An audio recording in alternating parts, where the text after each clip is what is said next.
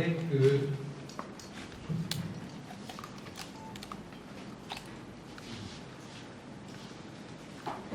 cette institution internationale dont vous parlez a déjà été ici pour les élections passées. On a discuté avec elle. Nous étions de la partie dans cette discussion qui s'est passée au Grand Hôtel.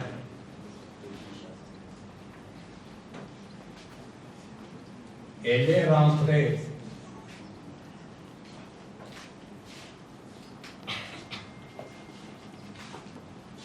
qu'est-ce qu'elle vous a donné comme résultat? Le général qui le conduisait, je pense que c'est un général togolais. Non, malien. Sangaré. A juré la main sur le cœur qu'il allait être impartial.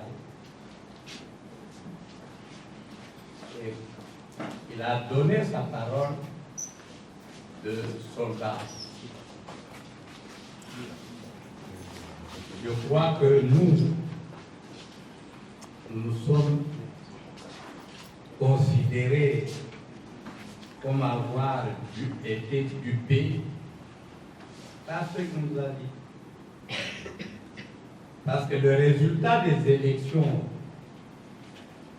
de 2018, nous les connaissons tous.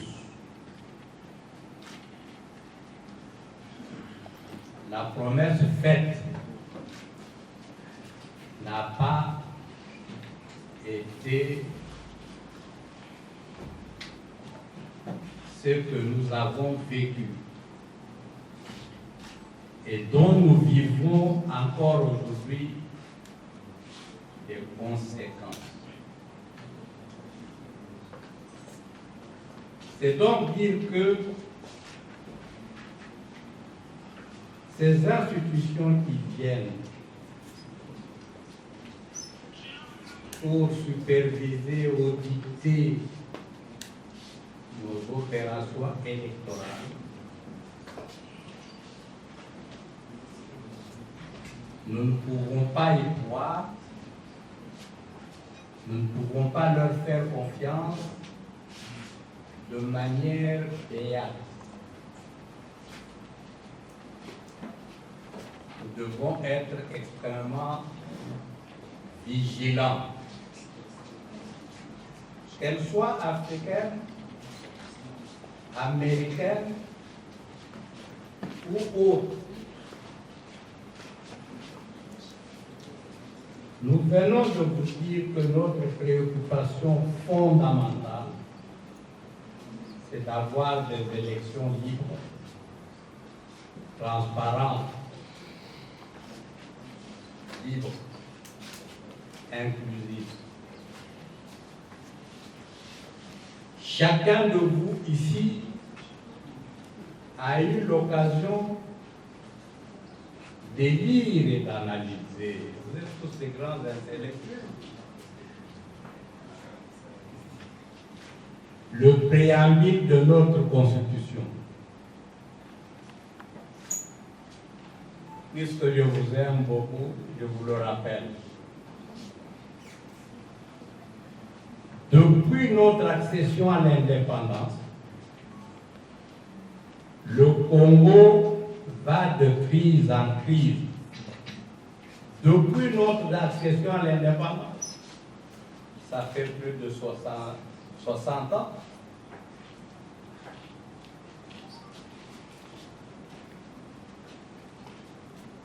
que la crise continue.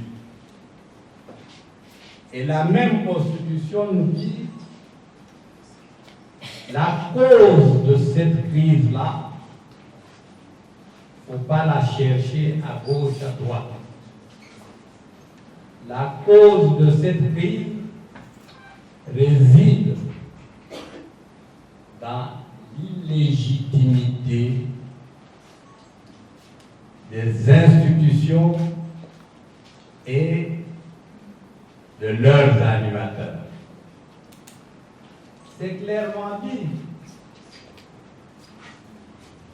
Est-ce que nous voulons que la crise continue en mettant dans nos institutions, à quelque niveau que ce soit, des dirigeants illégitimes, ou bien nous voulons sortir de la crise qui nous empêche d'accéder au développement en rompant avec cette illégitimité.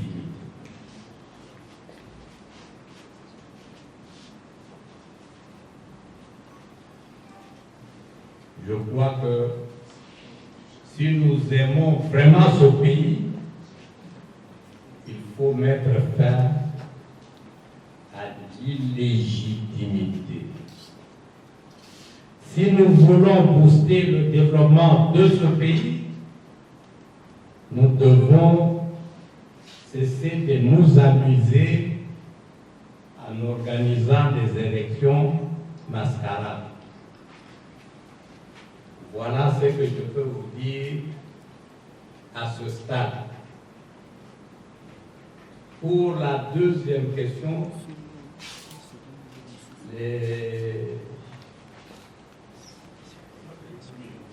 la mission d'observation électorale catholique et protestante subordonne et avant-hier, c'est que même les hommes d'église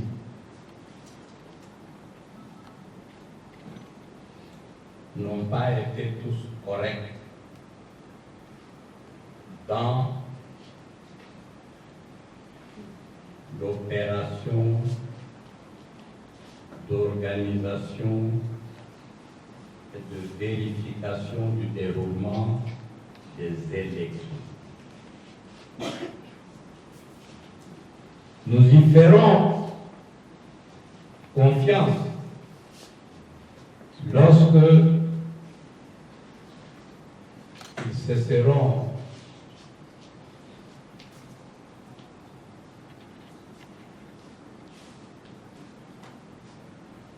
corriger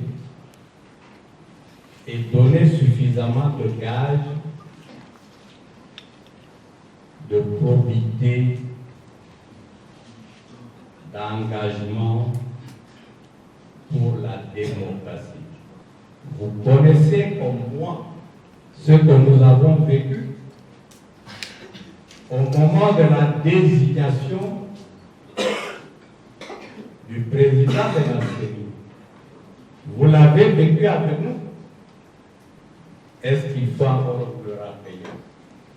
Vous savez également que lorsqu'on parle de confession religieuse, mais les différents présidents de la CI, à commencer par la CI, sont venus de confession religieuse. Monsieur Magouma, Ngoï Moulouna, qui d'autre encore? Nanga. Quand il maquillait là-bas, il se fait accompagner encore de la Bible. C'est dire que l'habit ne faisant pas le moine, nous devons être très, très vigilants. Je viens de vous dire que notre préoccupation durant notre mandat, ça sera de faire en sorte, et il y a lieu de que les élections soient libres, transparentes et crédibles, et qu'elles débouchent sur la désignation des dirigeants. Si nous réussissons cela, nous aurons réussi le pari de la construction d'une République démocratique du Congo et d'un pays mieux que le pays que nous avons aujourd'hui. Nous le chantons dans notre hymne national. Nous bâtirons un pays plus beau qu'avant. Sincèrement, est-ce que nous pourrions 60 ans après avoir bâti un Congo meilleur que le Congo colonial? Est-ce que ce n'est pas le contraire? La réponse à cette question n'est pas littéraire. Elle exige un engagement sérieux. Ce pays a été, avec le Nigeria, l'Afrique du Sud, plusieurs fois pointé comme leader du développement de l'Afrique. Des grands savants comme Cheikh Anta Diop ont professé que le développement de l'Afrique partirait du Congo. Ça dans tous les domaines. Est-ce que c'est cela que nous vivons? Sur le plan alimentaire, par exemple, nous promettons les Mpiodi de Namibie qui continuent à traîner en route depuis l'année dernière. Ils viennent transportés par quelle tortue malade. Nous, on est né, on a grandi au Katanga. On a assisté comme expert à plusieurs conférences agricoles sous différents gouvernements. Aujourd'hui, vous croyez vraiment que c'est sérieux d'aller commander le maïs, la farine en Zambie, alors c'est la même morphologie que nous produisons les mêmes choses? Vous croyez que c'est sérieux? Alors que nous avons dans le lac Mouero du poisson, que le lac Tanganyika est réputé comme le plus poissonneux du monde, avec 7 couches de poissons. Nous ne sommes pas encore arrivés à la 3e couche. Il y a beaucoup de poissons qui meurent vieux, faute de mangeurs. La politique que nous voulons mener montre que nous ne connaissons même pas notre pays, nous ne connaissons pas notre passé.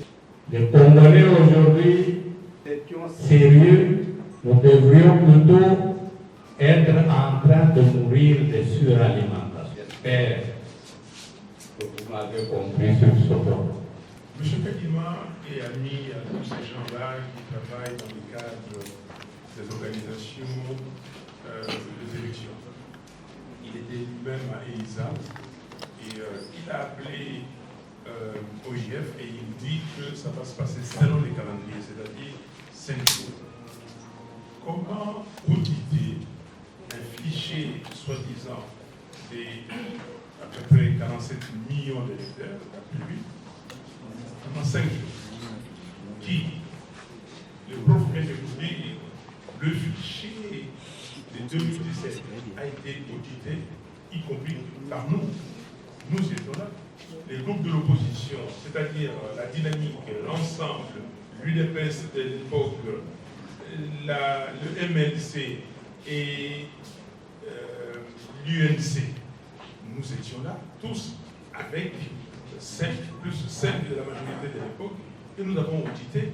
C'est grâce à nos auditeurs qu'on avait découvert qu'il y avait des électeurs qui n'avaient pas d'empreinte digitale. Et quand nos auditeurs ont demandé davantage, avant c'était 5 600 14,22%. Après, ils sont partis constater qu'il y avait au total 16,6% qui n'avaient pas d'empreinte et 6 autres pourcents qui n'avaient pas la totalité d'empreinte. Au total, 22%.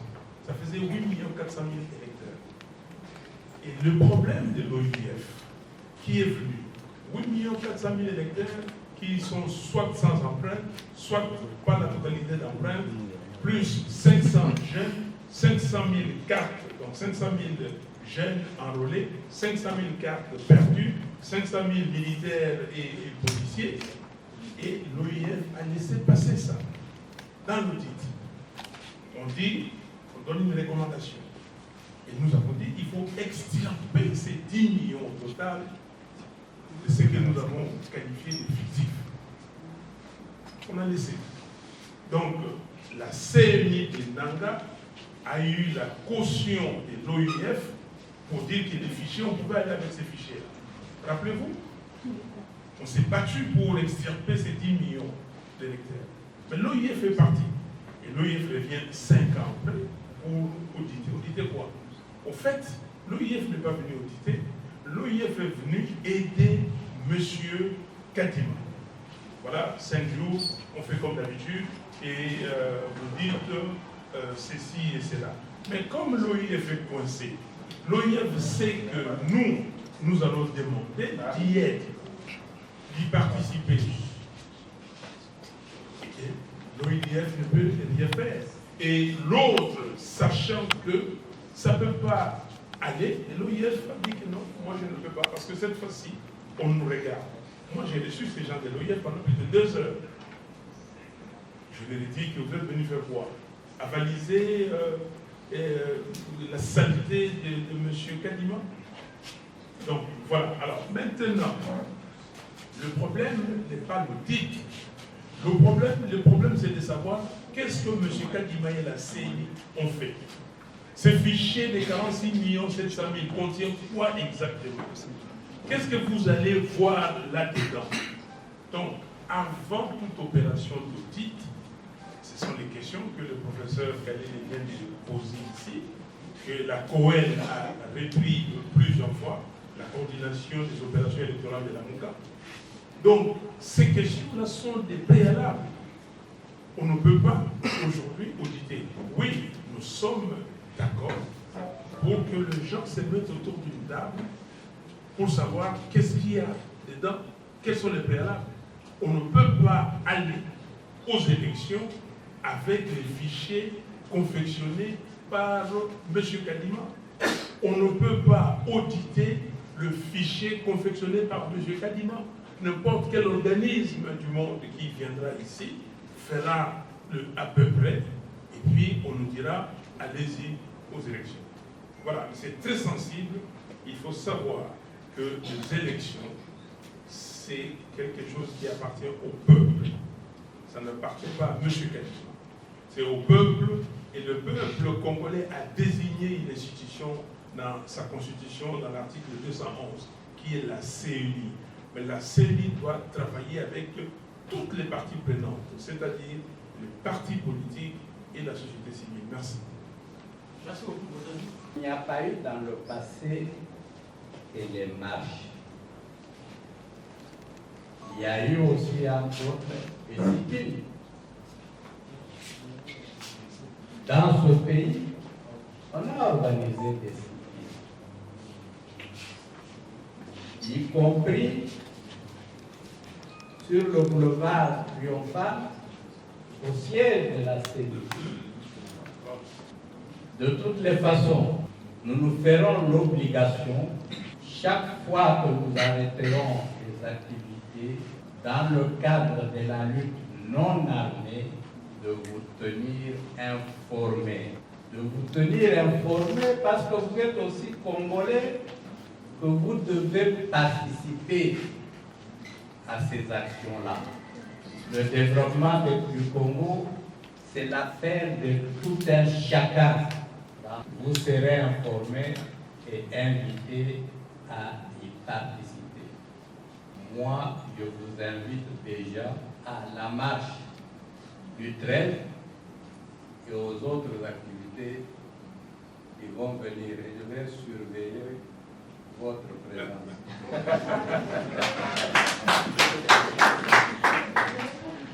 Mais on n'est jamais mieux défendu que par soi-même. Pourquoi nous avons cette manie de recourir toujours aux autres? quelqu'un vient dans ce pays, il vous vole avec votre consentement $1 milliard. Vous le laissez le voler. Une semaine après, vous le suivez, chef. Est-ce que vous pouvez me prêter à rembourser avec intérêt 1/10 de ce que vous m'avez volé? Quand on parle d'investissement, d'aide au développement, on croit que ce sont les Blancs qui doivent le faire. Vous avez des Congolais pourris des milliards. Où est-ce qu'ils mettent leur argent? Ils croient que leur argent-là ne peut pas développer le pays. C'est seulement l'argent des autres. Comme nous venons de le dire tout à l'heure, nous croyons que seul le poisson de la Zambie, la farine de la Zambie peut nous nourrir, mais pas le poisson et la farine du Congo. Bon, je pense qu'il y a des exorcistes dans cette salle. Allez peut-être prier pour que Dieu vous délivre. Parce que mentalement, il y a des choses que nous, on ne comprend pas. Le plus grand crime que l'homme puisse commettre, c'est de cesser de croire en lui-même. Si vous ne croyez plus en vous-même, là, vous ressemblez à quoi? Répondez-moi intérieurement à cette question. Il y a un autre problème. Nous regrettons les morts, nous devons le regretter. Mais il y a aussi un problème de notre part de responsabilité là-dedans, comme État, comme individu. Les constructions que vous avez au sud Kivu là-bas. Il faut savoir que la sécurité du Congo, l'intégrité territoriale du Congo, c'est monada. Et vous avez parlé de la SADC. Vous savez que depuis longtemps, j'ai toujours dit que nous ne faisons pas partie de l'Afrique de l'Est. Et Congo n'est pas dans l'Afrique de l'Est. Nous sommes dans des organisations déjà anciennes, et dont la SADC. Quand nous avons été attaqués pour la première fois, vous rappelez-vous, les pays qui nous ont aidés, c'était les pays de la SADC. Je ne sais pas, et j'ai demandé, dès qu'on a commencé cette affaire, pourquoi on ne s'était pas retourné vers la SADC, vers l'Afrique centrale. Et maintenant, je viens à la question, vous dites qu'on ne parle pas de la manifestation, donc de la marche c'est samedi 13. J'étais à Sénéma. Et à Sénéma, qu'est-ce que j'ai dit? Qu'est-ce que j'ai dit? Et maintenant, Félix Tshisekedi est parti de SADC. J'ai dit à Sénéma que Félix Tshisekedi s'est fait conseiller par le sien. S'est fait conseiller par le sien parce qu'on lui dit que non, ne laissez pas le monopole de la contestation de la SADC contre l'ERC, contre Kagame, contre Afayulu et Amoué. C'est comme ça que Félix, maintenant, à chaque phrase, et il doit dire qu'il est contre Kagame. Il n'est pas contre Kagame. Félix, c'est l'ami de Kagame, c'est son frère. Félix, c'est lui qui a amené le Congo dans cette affaire de l'ERC. C'est lui qui fait qu'aujourd'hui, on demande aux militaires ou aux troupes de l'ERC de prendre possession, opposition sur notre sol sans que le FRDC récupère son sol. C'est Félix Tshisekedi. Donc, aujourd'hui, la question de la sécurité nous préoccupe au premier chef. Et nous avons dit, pourquoi nous marchons? Nous marchons d'abord pour l'intégrité territoriale du pays. Nous marchons pour dire non à la balkanisation du Congo. Nous marchons pour dire non à l'ERC. Nous marchons pour dire non à M. Kagame dans sa politique de mettre des gens ici au Congo, de les instrumentaliser et que ces gens-là travaillent pour lui. Je vous ai dit que le 13 janvier 2020, moins d'un an, quand M. Félix Tshisekedi a pris le pouvoir, il usurpait le pouvoir. qu'est-ce que j'avais dit? Que si Kabila, M. Kabila avait laissé le projet de balkanisation à 50%, M. Tshisekedi, Félix l'avait amené à 75%, et aujourd'hui il est déjà à 90%. Donc vous comprenez, c'est peut-être vous les journalistes qui n'arrivez pas à analyser les choses en profondeur, qui n'insistez pas sur les vrais problèmes du Congo, et vous êtes dans le superficiel et dans des polémiques. Le problème est là. Moi je suis congolais, ce pays m'appartient, vous appartient, nous appartient à nous tous, mais pas à nous tous qui sommes là, mais à ceux qui vont aussi venir demain. Donc on doit les préserver. Donc la marche, c'est pour la sécurité, l'intégrité du Congo, c'est aussi pour dire non à la misère, non à la pauvreté, non au vol, à la corruption. Ces amis-là se sont enrichis. Il y a des gens que vous avez vus comme les Kamérés emprisonnés, parce qu'on a dit pourquoi Kaméré a été emprisonné. Il est revenu, on a sorti de prison, et il est dans le gouvernement. Est-ce que vous avez vu ça dans un pays, dans ce monde ici? Vous avez déjà vu ça? Des situations comme ça s'opérer. Il y a des juges qui sont morts. Il y a des gens qui sont morts. Aujourd'hui à Calais, qu'est-ce qu'on vous dit? On enterre les gens, on le met dans des sacs. Vous avez suivi, les gens de Calais, ils disent que personne ne les a aidés. Même si le gouverneur a dépêché les gens, même s'il y a une équipe du gouvernement central qui est partie. Mais l'équipe du gouvernement central, dans ces cas-là, vous attendez 3 jours pour y aller? Vous attendez combien de temps pour apporter des secours? Mais quand il s'agit d'organiser des manifestations au stade des martyrs avec l'argent du contribuable congolais, vous êtes démunis. Tout ça, il faut le dire. Il faut le dire. Nous organisons pour dire que la misère, c'est tout. Comme on dit, et nous organisons aussi, comme le professeur l'a dit, cette marche pour dire à M. Kadima et à sa CENI et aux gens qui l'ont envoyé qu'il ne passera pas avec les chaos électoraux qu'il prépare. Nous sommes là. Il faut qu'il se rappelle, à Nanga, on avait donné un préavis, un certain 19 septembre. Rappelez-vous. Et après, il y a eu des cartons jaunes et des cartons rouges. On le fera aussi. Qu'ils ne s'amusent pas, qu'ils ne pensent pas qu'on va les laisser.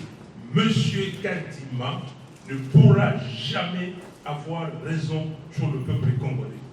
Ses amis qu'il a employés, ses amis qu'il emploie, et ça, et les autres qui viennent de partout. Et maintenant, il dit que non, on va faire l'audit par des experts nationaux et internationaux, et on le met ensemble. Mais qu'est-ce que ça veut dire? Lui, il pense que nous sommes des enfants, et ce pays, c'est lui avec son arrogance que nous allons le voir, l'entendre. Kadima est venu ici me voir pour me supplier que je l'aide à devenir président de la CENI. Kadima m'a envoyé des gens ici. Quand il était menacé par des gens de l'UDPS. Vous voyez, on a mis dans son entourage des gens qui le contrôlent, il ne sait pas se mouvoir. Est-ce que le problème du pays, c'est un problème d'un groupe d'individus qui s'occupent de leurs intérêts? C'est pour cela que nous demandons à toutes ces organisations internationales, le PNUD et tout ça. Vous avez lu le communiqué des 4 leaders. Dans ces communiqués, nous avons mis en garde l'OIF, le PNUD et toute autre organisation, y compris les ambassades, que des gens qui veulent avaliser un processus qui est corrompu. Voilà, donc il faut savoir que nous surveillons tout de près. Alors, vous me posez la question sur les communiqués. Mais vous n'avez pas vu des panneaux dans la ville de Kinshasa, ici, où les 4 leaders sont là, ils appellent à la marche? Vous n'avez pas vu des panneaux? Vous-même, vous dites que nous nous réunissons. On se réunit pourquoi? Appel à la marche. Il y a peut-être des vidéos que vous n'avez pas vues qui vont sortir et nous renforçons encore cet appel à la marche. Ici, il s'agit, comme on dit à Lingala, du Kamboya Mabeli, du Kamboya Mboka. Mboka ezali na pasi. Banguna balingi bakabola mboka na biso. Banguna balingi bateka mboka na biso. Ba oyo bayaki mpona koyiba mbongo ya l'État, baza koyiba mbongo balingi continuer koyiba. M. Félix Tshisekedi veut rester là pour continuer à appuyer et à abandonner le pays à M. Kagame. Le problème de Félix aujourd'hui, c'est quoi? Et de Kagame, c'est qu'ils ont observé un temps, ils ont compris que le peuple congolais ne veut pas d'eux. Maintenant, ils vont faire la scisipalité. Ils font comme s'ils sont séparés. Mais parce que Kagame a besoin de Félix qui revienne.